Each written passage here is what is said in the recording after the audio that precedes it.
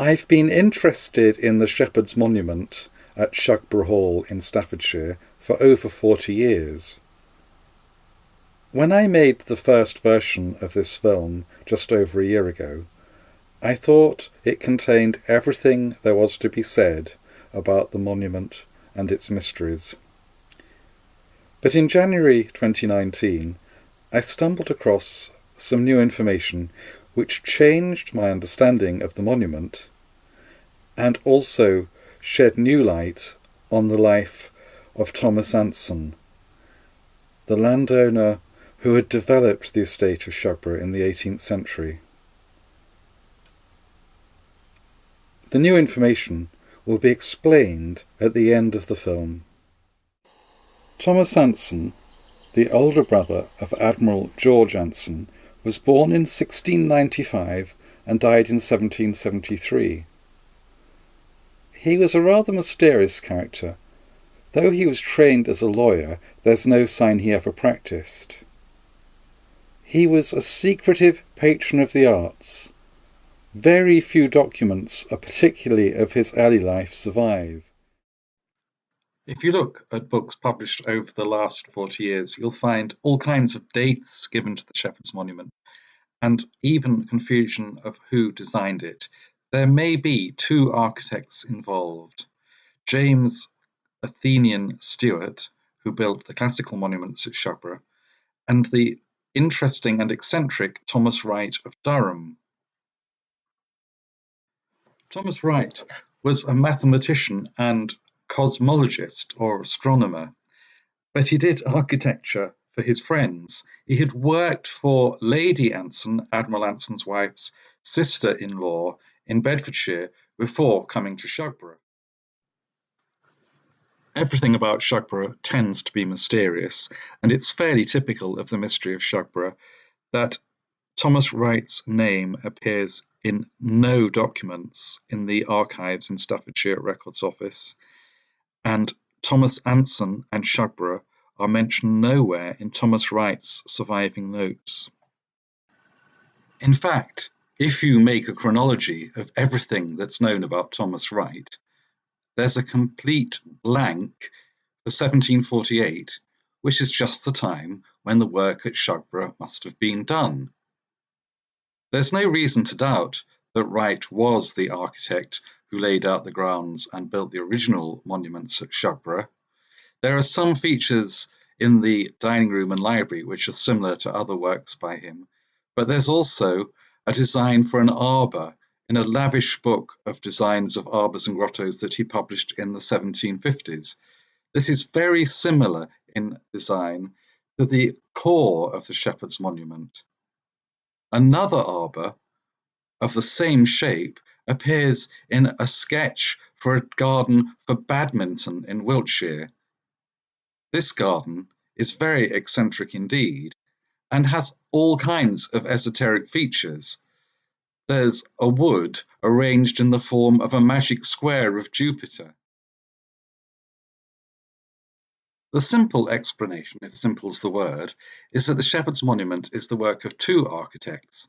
The inner core is an arbour, typical of a design by Thomas Wright, but that's surrounded by an arch and pediment designed by James Athenian Stewart, who designed the classical monuments at Shugborough. There are possibly slight indications in the stone that Wright's arbour was built on its own, and the outer arch was added later. But it might be that Wright simply drew a design that Stewart then added the outer arch to.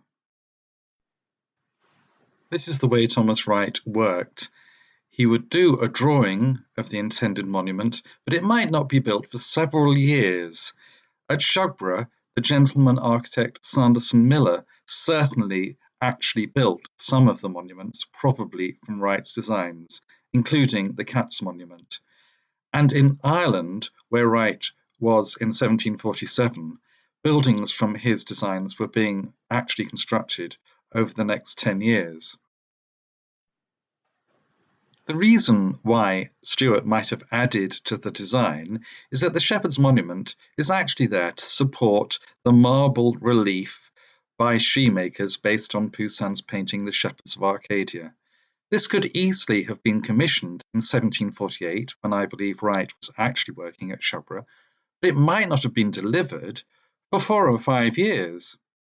It used to be assumed that James Stewart didn't start working at Shugborough till 1760, when the Doric Temple was built, but there's a Coed stone panel attached to the Cats Monument, which seems to be a spare left over from Stewart's interior designs for Wentworth Woodhouse in 1755, and there's no doubt that Stewart knew Thomas Anson and was at Hagley Park with him in 1758. There's a drawing by Stewart in the British Library of a rustic column which exactly matches the columns on the Shepherd's Monument. So it seems that Stewart will have designed that external arch to protect the very precious marble relief.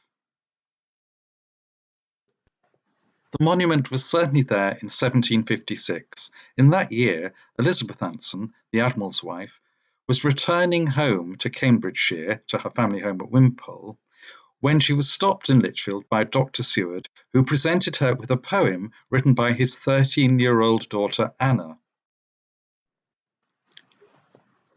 As Lady Anson wrote in the letter which she sent to Thomas back at Shugborough enclosing the poem, this must indeed be greatly inferior to its subject.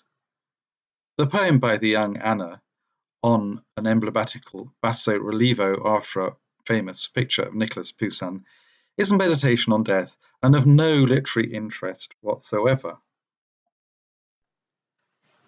This is not the poem which is sometimes quoted as being by Anna Seward, which has the reference to the Shepherd's Monument and, as it says, the mystic ciphers which conceal her name, referring to the shepherdess. That's actually a quote from a long anonymous poem which describes the whole of the estate, and the manuscript of that poem is clearly dated 1767, so it has nothing whatsoever to do with Anna Seward. The style, which is an imitation of Milton's Paradise Lost, is very, very like the style of the poet Richard Jago, who was a friend of the architect Sanderson Miller, who worked at Shugborough, and who had only recently published a long poem called Edge Hill, describing the landscape in Warwickshire in a very similar style. In 1756, the monument probably looked exactly as it does today, with the Poussin relief, the inscription, Wright's Arbour, and the outer arch by Stewart. The Stewart contribution is possibly the earliest surviving building by Stewart, and also the earliest surviving building of the Greek Revival, which is important in its own right. But why is there such a mystery about the involvement of Thomas Wright at Shugborough? As I've said, there are very few records of the private life of Thomas Anson, but there are a couple of extraordinary anecdotes preserved in books by his friends. One of them is in a book by Erasmus Darwin, published many years later, Zoonomia, which describes Thomas's failure to save the life of his friend Lord Scarborough. As Erasmus Darwin wrote, Mr. Anson, the brother to the late Lord Anson, related to me the following anecdote of the death of Lord S.C., who was Lord Scarborough. His lordship sent to see Mr. Anson on the Monday preceding his death and said, "You are the only friend I value in the world. I determined therefore to acquaint you that I am tired of the insipidity of life and intend tomorrow to leave it." Mr. Anson said, after much conversation, that he was obliged to leave town till Friday, and added, "As you profess a friendship for me, do me this last favour, I entreat you, live till I return." Lord Scarborough believed this to be a pious artifice to gain time, but nevertheless agreed, if he should return by 4 o'clock on that day. Mr. Anson did not return till 5, and perceived by the countenances of the domestics that the deed was done. This extraordinarily dramatic event happened in 1740. It was a notorious suicide, and it was even written about by Voltaire. It's hard to imagine what effect this would have had on Thomas Anson. Scarborough was a man with an obsessive sense of honour. If he said he was going to shoot himself at a certain time, he would. The point of this was that Lord Scarborough had been Thomas Wright's patron and had brought him to London from the north to help him start his career. Could it be that Thomas Anson took on the patronage of Wright because of his sense of guilt? There's no trace of what Thomas Wright was doing in 1748, apart from one reference in a letter by Elizabeth Carter, his close friend, mentioning that she met him in London, where he was telling her about his great theory of the universe. His book, An Original Theory of the Universe, was published in 1750, so this must have been written during that period. It's an extraordinarily lavish production, with very elaborate prints showing multiple universes. It also describes the Milky Way as our view through a galaxy, which was the first time anyone had suggested such a thing. So this lavish book must have been paid for by a wealthy patron. So I can only assume that this is what Thomas Anson was supporting, and that the designs for Shugborough were done as a gift. What we will never know is whether Thomas Wright knew that his arbour was going to be the place to display the relief of Poussin's Shepherds of Arcadia. It's most likely that the concept of the Shepherd's Monument comes from Elizabeth Anson, the Admiral's wife, and her brother-in-law Thomas. In 1747, the year before she married Admiral Anson, Elizabeth York had bought a pencil sketch, probably an original Poussin sketch, of the earlier version of the painting of the Shepherds of Arcadia. 3 years later, in August 1750, she wrote to her sister-in-law, Jemima Gray, at Rest Park, where Thomas Wright had lived as tutor a few years before this, that she was copying the Duke of Devonshire's picture. This was almost certainly the original of Poussin's first version of the Shepherds of Arcadia, which belonged to the Duke of Devonshire, and which after 1761 was at Chatsworth House, where it is today. In the portrait of Lady Anson by Hudson at Shugborough, she's holding a watercolour by herself of Dante. In the copy of this picture that used to hang at her family home, Wimpole Hall in Cambridgeshire, she's holding either the original Poussin drawing that she had bought, or her own copy of the Duke of Devonshire's painting.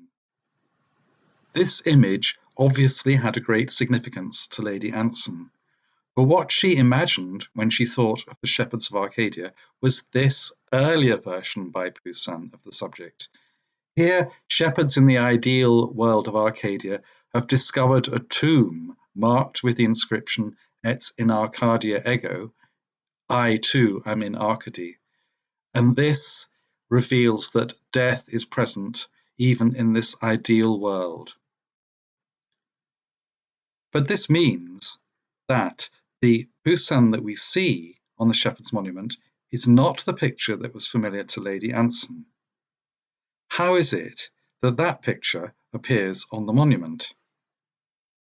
The explanation is very down to earth, and it does suggest that there was no intention of having the famous Louvre version of Poussin's picture, which people have seen so many hidden meanings in.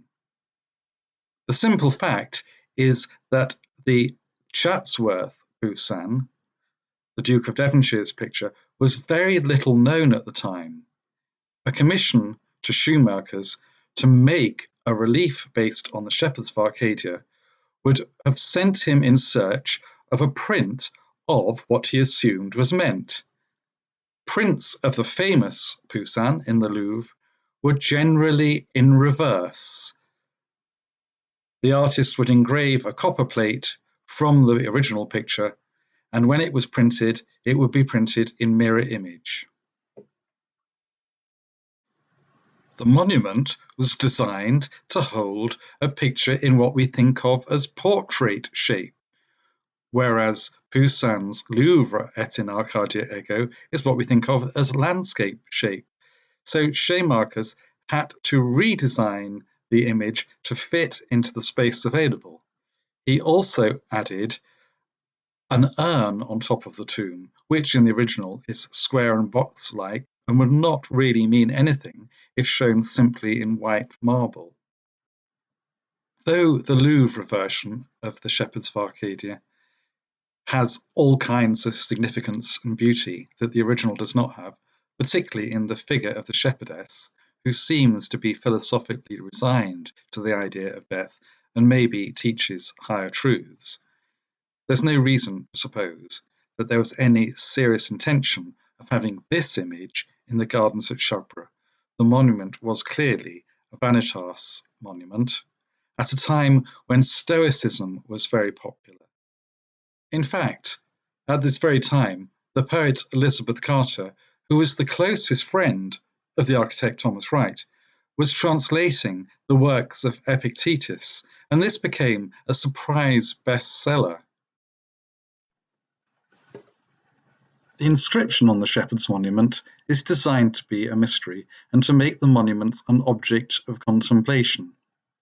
I feel any explanation for those letters has to take into account what's known of the history of Shugborough and the ideas of the people who were involved with the place. The only explanation I've ever come across that fits all those conditions is that the letters are the initials of a Latin translation from the English Bible phrase, "Vanity of vanities, saith the preacher, all is vanity." If that's translated into Latin, it comes to "Orator ut omnia sunt vanitas eit, vanitas vanitatem." But that's just one of many, many explanations that have been offered. There is a surprising amount of evidence about the Shepherd's Monument, and curious hints that the imagery was important to its creators. Mysteries remain. Elizabeth York's interest in Poussin seems to go back to 1747, the year before she married George Anson. If the monument is a joint project of Lady Anson and her brother-in-law Thomas, when did their plan emerge? Could the monument, with the Poussin relief, have been there before Stuart's alterations, and before the earliest dated reference to it, that letter of 1756? In January 2019, I was looking through old papers and rewriting my book about Thomas Anson, which you'll find on my website. I found a photocopy of a poem which I had had for over 30 years. I might never have read it before. It's a poem, the original in Staffordshire Archives, by the Reverend Sneed Davis. The poet was a prebendary in Lichfield and later Archdeacon of Derby. It's clearly titled "To Thomas Anson Esquire of Shugborough," an old spelling of Shugborough. It begins: "After thy course of various travel run, and to his morning glories trace the sun, here Anson rest. The busy toil is o'er, and waves and tempests recommend the shore." This is a poem addressed to Thomas Anson, as an adventurous traveller returned to his home and safety. The poem mentions the exotic places Thomas had been to. He'd certainly been to Cairo in 1741. The poem implies he had been to Athens, but could he have been to Palmyra, the great ruined city in the Syrian desert? Yes, he could. He was in Aleppo for 3 weeks in 1741, just long enough to make the 5 days camel ride to the ruins, as Pocock had done a couple of years earlier. There's no reason to doubt the Reverend Sneed Davis. Thomas was more of an adventurer than we thought. When was the poem written? It's not dated, but there's a letter from Sneed Davis to the Bishop of Lichfield, dated Eccleshall, July the 30th, 1750. He was very enthusiastic about his visit to Shugborough. He mentions the ruins. A pile of broken arches and of imperfect pillars to counterfeit the remains of antiquity. The architect could not perform his part satisfactorily without finishing the whole. Then comes Mr. Anson with axes and chisels to demolish as much of it as taste and judgment claimed. The idea of ruined columns comes into the poem. Davis writes, "Columns expressive of the stroke of fate happily recall to thy attentive eye some loved remain of fair antiquity." The poem is probably from that same visit in July 1750, but it doesn't mention the Shepherd's Monument. But the longer, published version does. This is another of those extraordinary confusions, like the confusion of the 1756 poem and Anna Seward, which, as they say, dogs Shugborough. Sneed Davis's poem was published in 1816 after his death, but the editor, George Harding, somehow assumed it was a poem about Admiral Anson. In fact, it's the poem which is often quoted as being an elegy for George, and the longer published version does mention the Shepherd's Monument. It says, "Upon that storied marble cast thine eye, the scene commands a moralizing sigh, e'en in Arcadia's blessed Elysian plains," etc., etc. Life's emblem here in youth and vernal bloom, but reason's finger pointing at the tomb. Yes, this is a poem about Thomas and his travels. It has nothing to do with George. We can't be sure, but there's no reason why the poem, in both versions, shouldn't date from 1750, as if the manuscript in the Record Office is a rough copy given to Thomas Anson on Sneed Davis's visit, and the published version is taken from a neat, revised, extended copy made when Davis got home. If this is the case, the Shepherd's Monument was there in 1750. It would have looked very like Thomas Wright's design for an arbour at Badminton, which was made the same year. If this is true, we can't be sure when Stewart made the additions. All we can say is that they could have been as early as 1756, but they might not be. The Sneed Davis poem pushes the monument back to the beginnings of the development of Shugborough. It brings it back to Thomas Wright and to its place as the key object of the landscape and the Greek revival.